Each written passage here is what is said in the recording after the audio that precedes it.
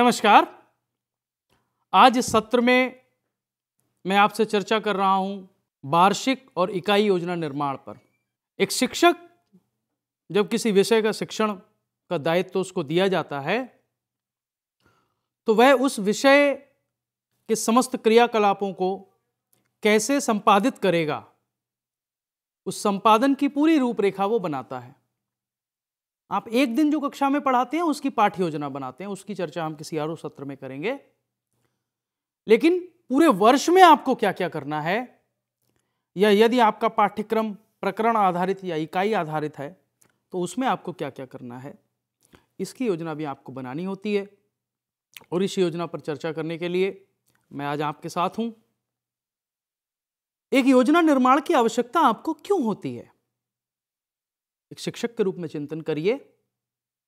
आपको योजना निर्माण की आवश्यकता इसलिए होती है क्योंकि आपको विषय वस्तु का तार्किक और नियोजित संगठन करना है। आपको विभिन्न प्रकार के अधिगम अनुभवों का समायोजन करना है। वे अधिगम अनुभव कक्षा कक्ष में दिए जाने वाले हो सकते हैं, वे अधिगम अनुभव प्रयोगशाला में दिए जाने वाले हो सकते हैं, वे अधिगम अनुभव समाज के किसी क्रियाकलाप में भागीदार बनकर दिए जाने वाले हो सकते हैं, वे अधिगम अनुभव किसी भ्रमण के दौरान दिए जाने वाले हो सकते हैं। सभी प्रकार के अधिगम अनुभव जो उस विषय से संबंधित हैं वो आपको देने हैं, उन सब का नियोजन आप करते हैं। यदि मैं पर्यावरण अध्ययन के शिक्षक के रूप में आपसे बात करूं तो पर्यावरण अध्ययन विषय को ठीक प्रकार बच्चे समझ लें, उस विषय में जिस विषय वस्तु का निर्धारण किया गया है उससे संबंधित समस्त अनुभव उनको प्राप्त हो जाएं। वे अनुभव कितने प्रकार के हो सकते हैं, कहाँ कहाँ दिए जा सकते हैं, सबका नियोजन आपको करना होता है। साथ ही यदि आपको कुछ क्रियाकलाप कराने हैं तो वे क्रियाकलाप कौन कौन से हो सकते हैं, कितने प्रकार के हो सकते हैं, उनका नियोजन कैसे होगा। यदि कोई ऐसा अधिगम अनुभव या अधिगम अवसर आप देना चाहते हैं जहां बच्चों को कुछ अनुभव कराना है तो अनुभवजन्य अधिगम अवसरों हेतु पूर्व तैयारी करने के लिए और उनका नियोजन करने के लिए आपको योजना निर्माण की आवश्यकता होती है। और साथ ही आप जो कुछ उनको सिखाने वाले हैं, जो कुछ आपने उनके लिए निर्धारित किया है, उसका आकलन कैसे करेंगे, उन आकलन युक्तियों की पहचान करने के लिए और सतत आकलन के नियोजन में वो कैसे सहायक होगा, इसके लिए आपको योजना निर्माण की आवश्यकता होती है। चलिए हम चर्चा करते हैं कि जब आप योजना निर्माण करते हैं तो उसके मुख्य घटक क्या होते हैं। वह योजना चाहे वार्षिक योजना हो, चाहे पाठ्य योजना हो, चाहे इकाई योजना हो, चाहे मासिक योजना हो, प्रत्येक योजना के कुछ आधारभूत घटक होते हैं। बच्चों की क्षमताओं के संदर्भ में उनके शैक्षिक लक्ष्यों का निर्धारण, अर्थात किन शैक्षिक लक्ष्यों की प्राप्ति आपको पर्यावरण अध्ययन का शिक्षण करते समय करनी है, उन लक्ष्यों की जब हम बात करते हैं तो वे लक्ष्य निर्धारण किसी भी योजना का मुख्य घटक हो सकते हैं। कक्षा में सारे बच्चे एक जैसे नहीं हैं, उनमें व्यक्तिगत विभिन्नताएं हैं। कक्षा में विभिन्न योग्यताओं क्षमताओं वाले बच्चे हैं, कुछ अधिगम अक्षमता वाले बच्चे भी हो सकते हैं, कुछ सीमांत जो बच्चे होते हैं वे भी हो सकते हैं, विभिन्न विभिन्न प्रकार की पृष्ठभूमि के बच्चे हो सकते हैं। उन सारे बच्चों की विभिन्नताओं के परिप्रेक्ष्य में आप शैक्षिक लक्ष्य कैसे निर्धारित करेंगे, पाठ्यचर्या की उनसे क्या तारतम्यता होगी, इसका निर्धारण भी एक योजना में किया जाता है। बच्चों का स्तर क्या है, उनकी विशेषताएं क्या हैं, उनकी रुचियां क्या हैं, उनकी योग्यताएं क्या हैं, इनके साथ भी पाठ्य योजना का तारतम्यता निर्धारित करनी होती है। और साथ ही आपको ये भी पूर्वानुमान लगाना पड़ता है कि यदि आप पर्यावरण अध्ययन के शिक्षक होने के नाते पर्यावरण अध्ययन विषय का शिक्षण करेंगे तो आपको कौन कौन सी कठिनाइयां आ सकती हैं, कक्षा में किस प्रकार की समस्याओं का सामना करना पड़ सकता है। उन समस्याओं से निपटने के लिए आपको पाठ्य योजना में थोड़ा लचीलापन भी लाना होता है। तो वह लचीलापन आपकी वार्षिक योजना में भी होना चाहिए, वह लचीलापन आपकी साप्ताहिक योजना में भी होना चाहिए, वह लचीलापन आपकी इकाई योजना में भी होना चाहिए। तो योजनाओं में लचीलापन जो है वो भी एक महत्वपूर्ण बिंदु है जो किसी भी योजना का मुख्य घटक होता है। साथ ही यदि आपको पढ़ाते पढ़ाते आप किसी एक प्रविधि का प्रयोग कर रहे हैं, और शिक्षक जब किसी एक प्रविधि का प्रयोग करता है वो चिंतन करके आता है कि मैं इस प्रविधि से प्रयोग करूंगा तो बच्चे सबसे अच्छा सीखेंगे, सबसे अच्छे उनको अनुभव के अवसर मिलेंगे। लेकिन पढ़ाते पढ़ाते आपको यदि लगे कि इसके लिए किसी और वैकल्पिक योजना की आवश्यकता है, कुछ ऐसे बच्चे हैं जिनको किसी भिन्न तरीके से पढ़ाए जाने की आवश्यकता है, तो क्या उसमें उसके अवसर आपने अपनी योजना में रखे हैं? क्या योजना कठिनाइयों के निवारण में या सुधारात्मक हस्तक्षेपों के अवसर प्रदान करती है? क्या अधिगम हेतु उपयुक्त आकलन विधियों का चयन और नियोजन आप अपनी योजना के साथ कर रहे हैं? और एक योजना में जो सबसे अच्छा बिंदु है, जो सबसे महत्वपूर्ण बिंदु है, वह क्या आपकी योजना आपको अपने शिक्षण पर रिफ्लेक्शन का, मुक्त चिंतन का अवसर देती है कि नहीं देती है? यदि आप एक ऐसी योजना बनाते हैं जिसमें आपको मुक्त चिंतन के अवसर हैं, अपनी कार्यकलापों पर रिफ्लेक्ट करने के अवसर हैं, और वह कार्यकलापों पर रिफ्लेक्शन है, मुक्त चिंतन, आप शिक्षण अधिगम करते करते भी कर सकते हैं, शिक्षण अधिगम करने से पूर्व भी कर सकते हैं, और शिक्षण अधिगम करने के बाद भी कर सकते हैं। को अंग्रेजी में कहते हैं reflection for action, reflection on action and reflection in action. Reflection for action की बात करते हैं एक्शन से पहले, रिफ्लेक्शन इन एक्शन की बात करते हैं शिक्षण करते समय, और रिफ्लेक्शन ऑन एक्शन की बात करते हैं जो एक्शन हमने कर लिया, अर्थात जो हमने शिक्षण कर लिया उसके बाद का चिंतन। तो हर प्रकार के मुक्त चिंतन के अवसर क्या एक पर्यावरण अध्ययन का शिक्षक होने के नाते आप अपनी योजना में रख रहे हैं अथवा नहीं रख रहे हैं? ये एक योजना निर्माण के मुख्य घटकों में शामिल होता है। जब आप एक योजना निर्माण करते हैं तो आपको कुछ आधारभूत प्रश्नों का उत्तर ढूंढना होता है, जैसे बच्चे क्या करना या सीखना चाहते हैं। देखिए, यहीं पर मैं स्पष्ट करूं, हमारा आधारभूत प्रश्न ये नहीं होता कि हम क्या सिखाना चाहते हैं, अध्यापक क्या सिखाना चाहता है। हमारा आधारभूत प्रश्न होता है बच्चे क्या सीखना चाहते हैं, बच्चे क्या करना चाहते हैं, और बच्चे जो सीखना या करना चाहते हैं उसके लिए कौन सी विषय वस्तु हो, वो किस प्रकार की हो, उसका स्वरूप कैसा हो, किन अधिगम युक्तियों का प्रयोग किया जाए, कैसे क्रियाकलापों का निर्माण किया जाए, क्या उन क्रियाकलापों के लिए विद्यालय या कक्षा में संसाधन उपलब्ध हैं, यदि उपलब्ध हैं तो उनका श्रेष्ठतम उपयोग कैसे किया जाए, यदि उपलब्ध नहीं है तो उनकी व्यवस्था कहां से की जाए, बच्चों से आपकी क्या अपेक्षाएं हैं। यह भी आधारभूत प्रश्न होता है, लेकिन यह बाद में आता है।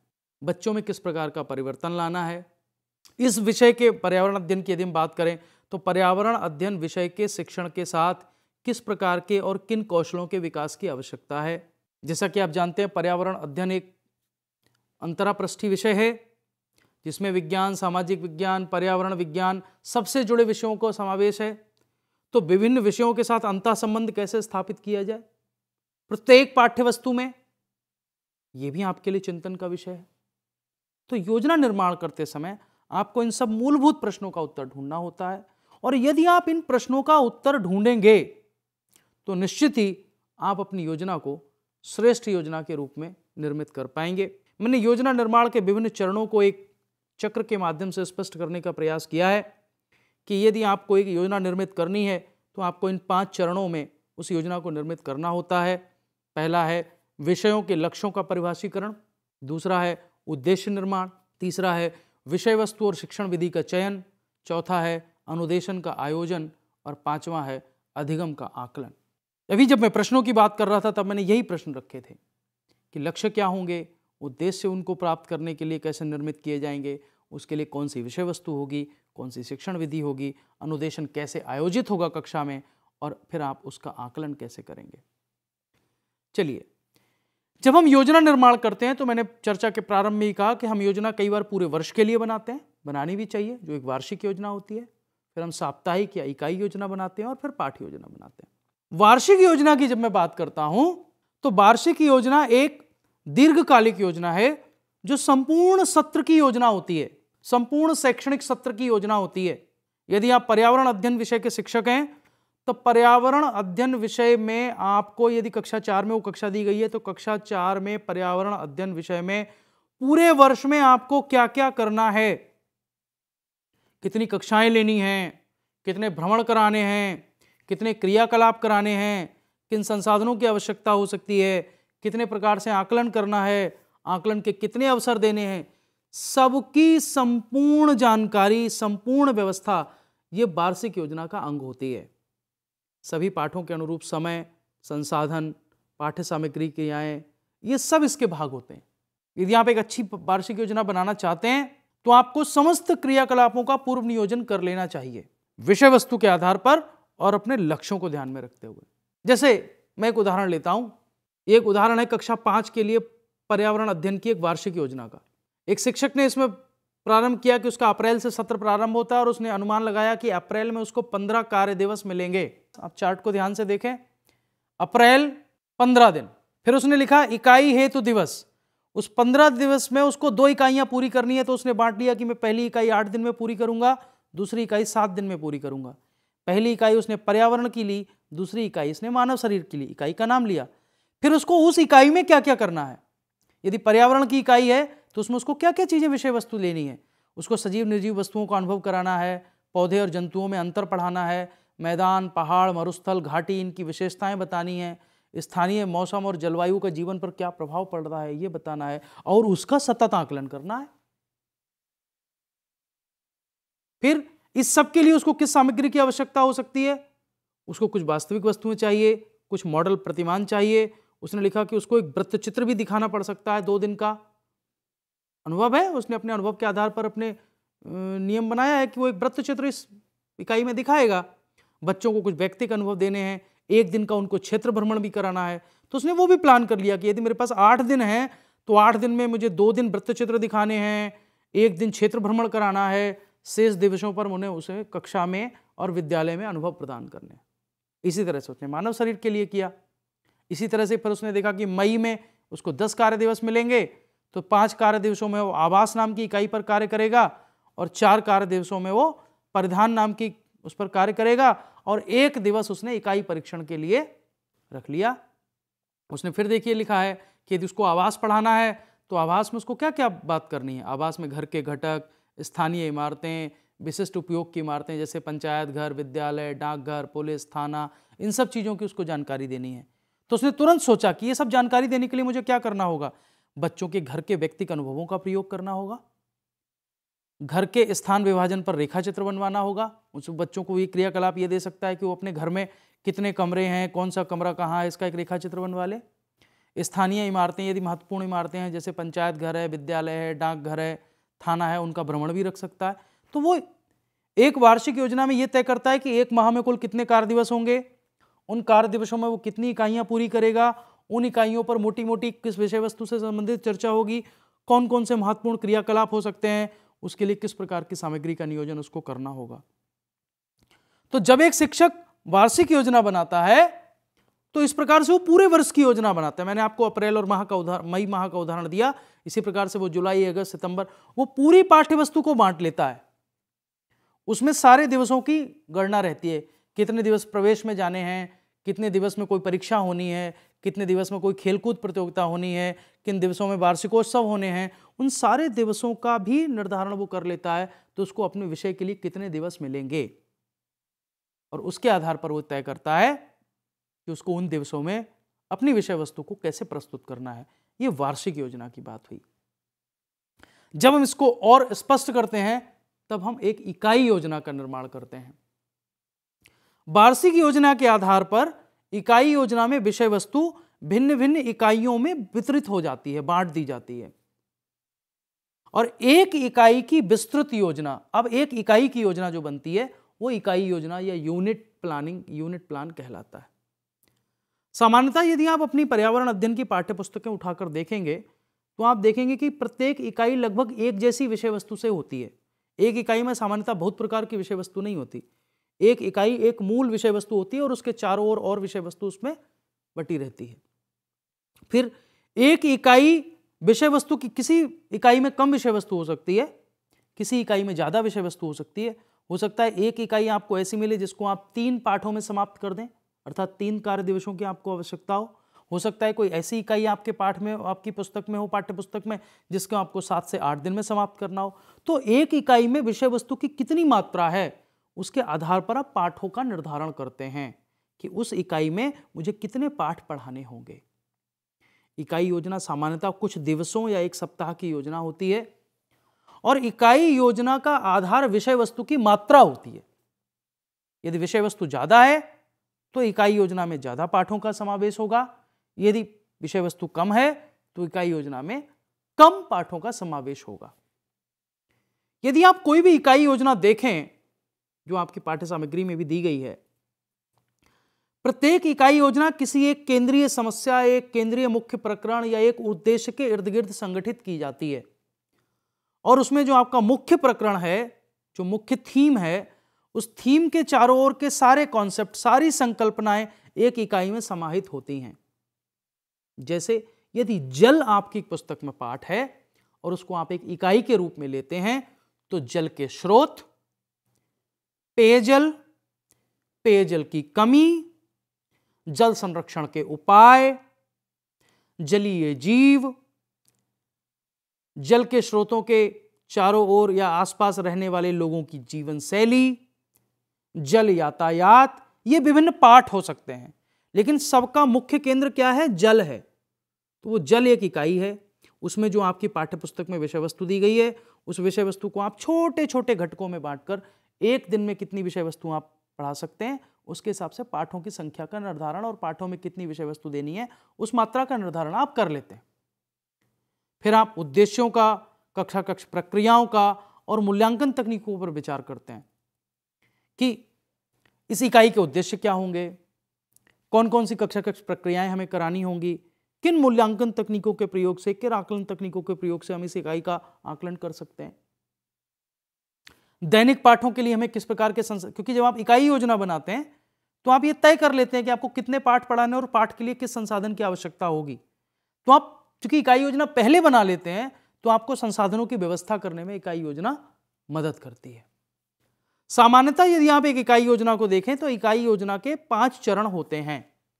सबसे पहले आप एक इकाई को, जब आप इकाई योजना का निर्माण प्रारंभ करते हैं, उसको कुछ उप इकाइयों में बांटते हैं, सब यूनिट्स में। उसके बाद उसके उद्देश्यों का निर्धारण करते हैं, इकाई के उद्देश्यों का। फिर उन विधियों या शिक्षण की तकनीकों का निर्धारण करते हैं। फिर उन विधियों का प्रयोग करके किस प्रकार की अंतःक्रिया आपको करनी है उसका नियोजन करते हैं और अंत में आप मूल्यांकन का नियोजन करते हैं। हम इन चरणों पर थोड़ा विस्तार से बात करते हैं। एक इकाई को उप इकाइयों में बांटना या इकाई का उप इकाइयों में विभाजन, यह पहला चरण है। इस चरण में इकाई को कितने पाठों में आप समाप्त करना चाहते हैं उसके आधार पर छोटी छोटी उप इकाइयों में बांटा जाता है। उप इकाइयां सामान्यतः सार्थक रूप से किसी एक संप्रत्यय से सीधे जुड़ी होती हैं या जो आपस में जुड़े हुए संबंधित संप्रत्यय हैं उनसे उनका संबंध होता है। आप ये कह सकते हैं कि एक उप इकाई सामान्यतः उतनी विषय वस्तु होती है जो आप एक कालांश में, अर्थात एक दिन में आपको जो 1 घंटा या 1 पीरियड मिलता है पढ़ाने के लिए, उसमें आप जितनी विषय वस्तु पूरी कर सकते हैं वो सामान्यतः एक उप इकाई होती है। तो जरूरी नहीं है कि हर इकाई में समान मात्रा में उप इकाइयां हों। किसी इकाई में 4 उप इकाइयां हो सकती हैं, किसी में 2 भी हो सकती हैं, तो किसी में 8 भी हो सकती हैं। यह निर्भर करेगा उस पूर्ण इकाई में कितनी विषय वस्तु है, उस विषय वस्तु को आप कितने पाठों में, कितने कालांशों में पूरा करना चाहते हैं और कितने उप इकाइयों में, सार्थक उप इकाइयों में बांटना होता है। ऐसा नहीं है कि आपने एक शिक्षण बिंदु लिया, आपने एक शीर्षक लिया, नहीं इस शीर्षक के बारे में आधी जानकारी आज देंगे, आधी जानकारी कल देंगे, नहीं, एक संप्रत्यय के संबंधित पूरी जानकारी आपको देनी पड़ेगी। तो इसलिए आपको चिंतन करना होता है विषय वस्तु की प्रकृति के आधार पर भी। फिर आप इकाई के उद्देश्यों का निर्धारण करते हैं। जब आप उसकी विषय वस्तु का निर्धारण कर लेते हैं कि वो कौन से उद्देश्य हैं जो आपको प्राप्त करने हैं। सामान्यतः व्यवहारिक शब्दों में इकाई उद्देश्य लिखे जाते हैं और इकाई के उद्देश्य जो हैं उनकी विशिष्टता ये होती है कि वो अध्यापक केंद्रित होते हैं, वो छात्र केंद्रित नहीं होते। पाठ योजना के उद्देश्य विद्यार्थी केंद्रित होते हैं, इकाई योजना के उद्देश्य सामान्यतः अध्यापक केंद्रित होते हैं। यह भिन्नता है, इसीलिए ये पाठ योजना के उद्देश्यों से भिन्न होते हैं और इकाई योजना के जो उद्देश्य होते हैं उनका आकलन आप इकाई परीक्षण या यूनिट टेस्ट के माध्यम से करते हैं। आप यूनिट टेस्ट प्रतिदिन लेते हैं क्या? नहीं ना। जब एक पाठ से संबंधित सभी पाठों का शिक्षण आप कर लेते हैं उसके बाद ही तो इकाई परीक्षण होता है। तो इकाई परीक्षण एक इकाई का परीक्षण होता है, इसलिए उसको इकाई परीक्षण या यूनिट टेस्ट कहते हैं। तीसरा चरण है विधियों या शिक्षण की तकनीकों का निर्धारण। जब आप उद्देश्य निर्धारित कर लेते हैं, जब आप इकाई को उप इकाइयों में बांट लेते हैं, उन उद्देश्यों को प्राप्त करने के लिए आपको उचित शिक्षण विधियां कौन सी चुननी है, किस उप इकाई में अर्थात किस पाठ में किस प्रकार की तकनीकों का प्रयोग करना है, किन क्रियाकलापों का आयोजन करना है, कौन से प्रयोग कराए हैं, कौन सी शिक्षण सहायक सामग्री का प्रयोग करना है, इन सब का निर्धारण आप करते हैं। ये कक्षा में जैसे पूर्व व्यवस्थापन जो हो जाता है ना, पहले से आपको जो व्यवस्था करनी है, तो उस पूर्व व्यवस्थापन में ये मदद करती है। और पूर्व अभ्यास के अवसर भी मिल जाते हैं। मान लीजिए आप पर्यावरण अध्ययन के शिक्षक हैं और आप कोई ऐसा विषय उनको पढ़ाने जा रहे हैं जिसमें आपको कोई प्रयोग का प्रदर्शन करना है, तो यदि आपने इकाई योजना का निर्धारण करते समय यह तय किया कि इस उप इकाई या इस उप पाठ में मुझे इस प्रयोग का प्रदर्शन करना होगा, तो चूंकि आपने इकाई योजना बना ली है तो आप उस प्रयोग का पूर्व अभ्यास भी कर सकते हैं, ताकि कक्षा में विद्यार्थियों के समक्ष आपको असफल ना होना पड़े। फिर आप अंतःक्रिया के बारे में नियोजन करते हैं। बच्चों में आपको कक्ष में बच्चों के साथ किस प्रकार की अंतःक्रिया करनी है, किस प्रकार के प्रश्न करने हैं, किस प्रकार की परिचर्चा करनी है, किस प्रकार का उदाहरण देना है या पूछना है, कौन सा स्पष्टीकरण लेना है, क्रियाकलापों में बच्चों की भागीदारी कैसे समाहित करनी है, आपकी भूमिका क्या रहने वाली है, क्या आप एक प्रेक्षक की भूमिका में हैं, क्या आप एक प्रेरक की भूमिका में हैं, क्या आप एक अन्वेषक की भूमिका में हैं, या आप एक सहायक की भूमिका में हैं, इसका भी निर्धारण आपको करना है। और शिक्षण के लिए समय प्रबंधन में भी इकाई योजना आपको मदद करती है, क्योंकि आप ये तय कर लेते हैं विषय वस्तु की प्रकृति के आधार पर कि कौन सी विषय वस्तु आपको 2 घंटे में पूरी होगी, कौन सी विषय वस्तु 1 घंटे में पूरी हो जाएगी, कौन सी विषय वस्तु के लिए पूरा सप्ताह लगेगा। तो कितना समय है एक इकाई के लिए, अपने वार्षिक योजना में कितने दिन निर्धारित किए हैं, उतने दिवसों में ही आपको उस इकाई से संबंधित क्रियाकलापों को संपूर्ण करना है। तो जब आपने वार्षिक योजना बनाते समय यदि तय किया कि 7 कार्य दिवस इकाई 2 के हैं, तो इकाई 2 के सारी उप इकाइयों के लिए और इकाई परीक्षण के लिए कुल मिलाकर आपके पास 7 दिवस हैं। तो आप उसी आधार पर अपनी शिक्षण की गति का निर्धारण करते हैं और शिक्षण का समय प्रबंधन करते हैं। और उसके बाद आप एक मूल्यांकन की व्यवस्था करते हैं। किस प्रकार का मूल्यांकन करना है, बच्चों की प्रगति के मूल्यांकन का नियोजन कैसे करना है, आकलन के लिए हमारे परीक्षण का स्वरूप कैसा होगा, उसके प्रश्नों का स्वरूप कैसा होगा, आकलन के लिए जो हमने इकाई के उद्देश्य निर्धारित किए थे उनके लिए हमें कौन से क्रियाकलाप कराने होंगे, और अधिगम में यदि कोई कमी रह गई है तो उस कमी का आकलन कैसे होगा। तो हम जो है इन सब चीजों के प्रयोग से ये प्रयास करते हैं कि एक अच्छा इकाई योजना निर्मित हो। तो यदि मैं संक्षिप्त में इसको समेटना चाहूं तो मैं ये कह सकता हूं कि एक शिक्षक को पाठ योजना से पहले 2 प्रकार की योजनाएं बनानी होती हैं, एक वार्षिक योजना और एक इकाई योजना। यदि आप पर्यावरण अध्ययन विषय के शिक्षक हैं तो पर्यावरण अध्ययन विषय की वार्षिक योजना बनाते समय आप ये निर्धारित करते हैं कि आपको कुल कितनी इकाइयों का शिक्षण करना है, आपके पास कुल कितने कार्य दिवस उपलब्ध हैं, उन कार्य दिवसों में आपको कितने कार्य दिवस कक्ष शिक्षण में देने हैं, कितने कार्य दिवस उनको कक्षा के बाहर ले जाकर कोई अनुभवात्मक कार्य कराना है, उनको भ्रमण पर ले जाना है, उनको कोई फैक्ट्री में ले जाना है, उनको कोई क्रियाकलाप कराना है। यदि आप उनको कोई प्रोजेक्ट देना चाहते हैं तो आप किस विषय वस्तु के लिए प्रोजेक्ट देंगे, क्योंकि ये सारी विधियों का प्रयोग आपको करना है, क्योंकि पर्यावरण अध्ययन विषय अनुभव का विषय है। तो आपको अनुभव के अवसर प्रदान करने हैं, लेकिन अनुभव के अवसर प्रदान करने के लिए आप हर इकाई में तो परियोजना कार्य नहीं दे सकते, क्योंकि आपके पास कार्य दिवस सीमित कार्य दिवस हैं। तो आपको कितने प्रकार के क्रियाकलापों का आयोजन करना है पूरे वर्ष में, किस पाठ में आप परियोजना कार्य दे सकते हैं, किस इकाई के लिए आप भ्रमण करा सकते हैं, किस इकाई के लिए आप उनको प्रयोग करके दिखा सकते हैं, किस इकाई के लिए आप उनके किसी परिवार के सदस्य, किसी का पिताजी चिकित्सक हैं, किसी के पिताजी किसान हैं, किसी का कोई मित्र है या उनके मित्र के कोई पिताजी हैं जो किसी एक विशेष कार्य में संलग्न है जिसका संबंध आपके विषय की विषय वस्तु से है, तो उनका भाषण आप कब करा सकते हैं।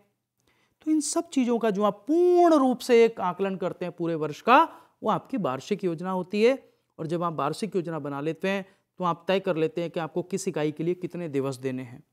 फिर जब उस इकाई का नियोजन आप करते हैं कि यदि मैंने एक इकाई के लिए 7 दिवस तय किए हैं तो 7 दिवसों में मुझे इस इकाई को कितने पाठों में बांटना है, कितनी उप इकाइयों में बांटना है, उसके लिए कौन कौन सी शिक्षण अधिगम प्रक्रिया मुझे अपनानी है, कौन से अनुभव देने हैं, कितने दिन में इकाई परीक्षण करना है, उसका जब आप प्रतिदिन का अलग अलग नियोजन कर लेते हैं, 7 दिवसों में दिवस 1 में क्या होगा, दिवस 2 में क्या होगा, दिवस 3 में क्या होगा, 4 में क्या होगा, 5 में क्या होगा, जब इस प्रकार का आप एक आकलन का पूरा चित्र बना लेते हैं और नियोजन करते हैं तो वो आपकी इकाई योजना होती है। और जब इकाई योजना बन जाती है तो वो आपको पाठ योजना निर्माण में बहुत मदद करती है। मित्रों, मैंने प्रयास किया है इस परिचर्चा के माध्यम से कि आपके समक्ष मैं वार्षिक योजना और इकाई योजना के दोनों संप्रत्ययों को स्पष्ट कर सकूं, दोनों में भिन्नता स्पष्ट कर सकूं और दोनों का महत्व एक पर्यावरण अध्ययन शिक्षक के लिए कितना है वो आपके सामने स्पष्ट कर सकूं। मुझे आशा है कि इस परिचर्चा को सुनने के बाद आप जब अपनी योजना बनाना चाहेंगे तो आप एक वार्षिक योजना बनाकर फिर उस पर इकाई योजना बनाएंगे, और यदि आप एक अच्छी इकाई योजना बना लेंगे तो फिर आप अच्छी पाठ्य योजना निश्चित तौर पर बना पाएंगे। पाठ्य योजना बनाने की प्रविधियां भिन्न भिन्न हो सकती हैं, वो जब पाठ्य योजना विषय पर चर्चा होगी तब उस पर चर्चा की जा सकती है, लेकिन पाठ्य योजना से पहले आपको वार्षिक योजना और इकाई योजना का निर्माण करना है। इस परिचर्चा का यही उद्देश्य था और मुझे आशा है कि मैं उस उद्देश्य को प्राप्त करने में कुछ हद तक सफल रहा हूँ। आपने इस परिचर्चा को बहुत ध्यान से सुना और इसको आप अपने शिक्षण अधिगम में प्रयोग करेंगे, इसी आशा के साथ आप सबका बहुत बहुत धन्यवाद।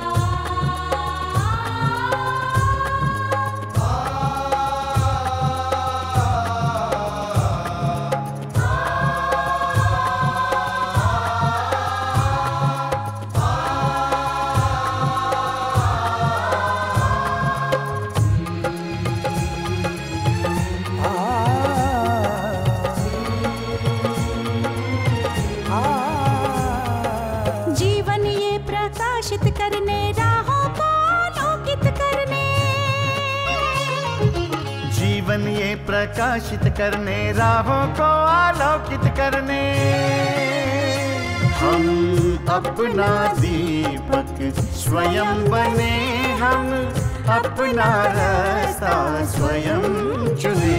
हम अपना दीपक स्वयं बने, हम अपना रास्ता स्वयं चुने। जीवन ये प्रकाशित करने राहों को आलोकित करने।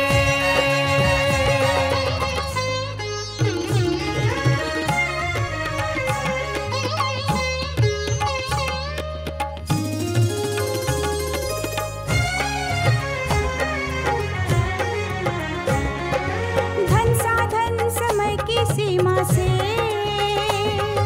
विद्यालय जो मुक्त हो, धन साधन समय की सीमा से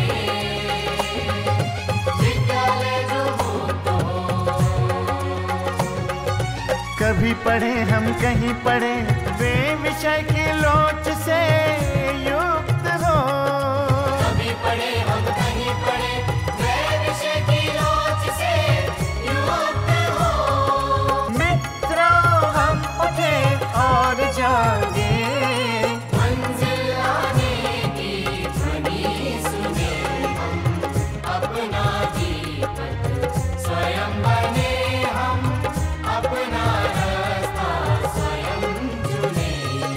जीवन ये प्रकाशित करने राहों को आलोकित करने।